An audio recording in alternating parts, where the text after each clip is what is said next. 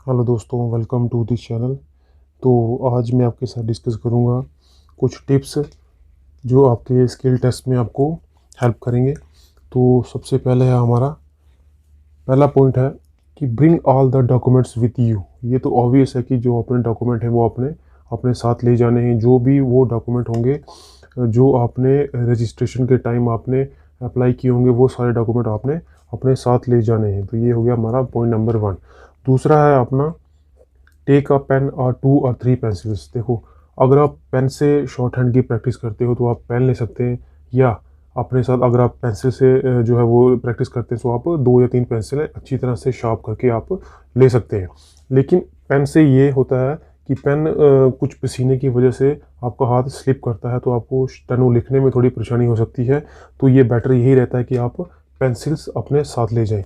लेकिन जब आप पेंसिल अपने साथ ले जाएंगे, इस तरह की अगर आप स्टेनो पेंसिल अपने साथ ले जा रहे हो, तो आपने ये ध्यान रखना कि ये जो पेंसिल है, आपने इसकी जो फर्स्ट लेयर होगी, आपने उसको शार्प करके जाना। जैसे ये तो शार्पनर से शार्प है, लेकिन आपने उसको ब्लेड से इसकी फर्स्ट लेयर को आपने निकाल देना है। उससे ये आपको फ़ायदा होगा, ये बेनिफिट होगा कि आपका जो हाथ है वो स्लिप नहीं करेगा, और आपकी जो ग्रिप है वो अच्छी रहेगी। आपने आधा आधा इस पेंसिल को यहाँ तक आपने ब्लेड से अच्छी तरह से इसका फर्स्ट लेयर जो भी होगी वो आपने अच्छी तरह से शार्प कर लेनी है, जिससे कि आपकी जो ग्रिप होगी वो अच्छी बनेगी। उसके बाद नेक्स्ट है हमारा डिवाइड द पेज इनटू 2 और 3 पार्ट्स। देखो, इसका बेनिफिट क्या है। जैसे इस तरह से मेरा एक पेज है, ये आपको इस तरह से वहाँ एक पेज दिया जाएगा। वो पेज जो होगा, ये इस तरह से लाइनिंग तो होगी, लेकिन जो डिवाइड होगा ये पोर्शन वहाँ पे नहीं दिया जाएगा। आप अपने स्केल के साथ, अगर आप स्केल अपने साथ ले जाएंगे तो ये अच्छा है। स्केल के साथ आप या तो इसको 2 पार्ट्स में डिवाइड कर सकते हैं या 3 पार्ट्स में।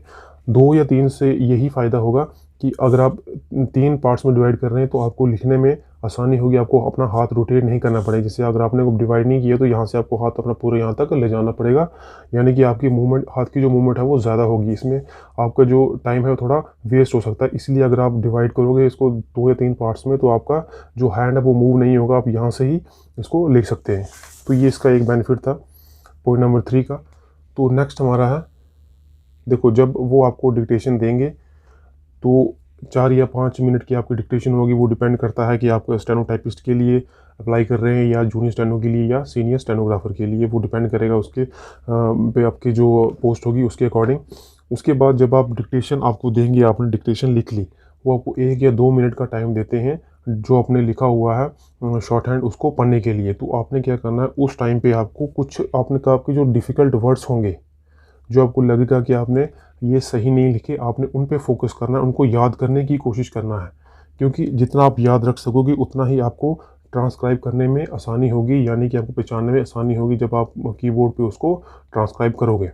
तो ये तो था हमारा पॉइंट नंबर 4 कि आपको try to learn difficult words in the dictation. Dictation में आपको डिफ़िकल्ट वर्ड दिए होंगे, वो आपको याद करने की कोशिश करनी है। आई नो कि ये डिफ़िकल्ट है, लेकिन जितना ट्राई कर सकोगे उतना आपके लिए अच्छा है।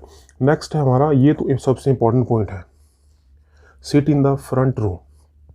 जहाँ से रो स्टार्ट हो रही है, यहाँ जहाँ से यानी कि फर्स्ट जो बेंच होगा, आपने ट्राई करनी है कि फर्स्ट रो में आपने बैठना है। उसका बेनिफिट ये है कि अगर किसी रूम में 50 से 60 बच्चों का भी अगर वो टेस्ट ले रहे हैं, तो अगर 15-15 का ग्रुप होगा, क्योंकि मैक्सिमम जो कंप्यूटर होते हैं 15 या 20 ही होते हैं, या 10 या 15 होंगे।